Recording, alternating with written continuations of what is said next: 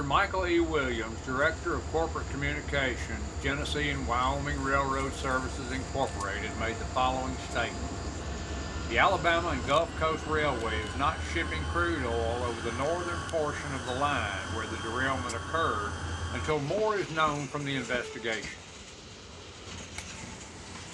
He was quite correct in making that statement, but guess where they shipped it? Right through the middle of downtown Northport and Tuscaloosa, across one of the oldest wooden bridges left in the state.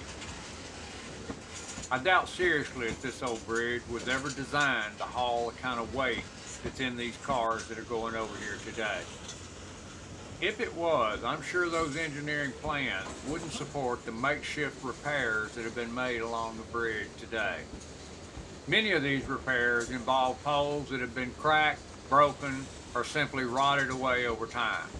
These repairs involve cutting off the old pole, slipping a piece of corrugated pipe up over it, putting a new pole in, and then pouring that full of concrete, leaving a weak joint in the pole. There are dozens of these repairs throughout the length of the bridge leading over the Black Warrior River to Tuscaloosa. There's one section of the bridge that was severely burned several years ago and looks to have never been repaired.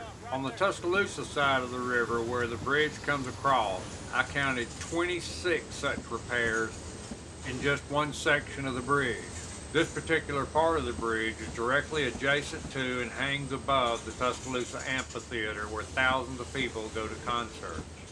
What could go wrong here, right?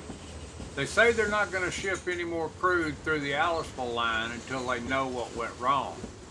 What makes it okay to ship it through downtown Tuscaloosa, especially on a bridge that's in such bad need of repair and crosses a river as diverse as the Black Warrior in the middle of a populated area?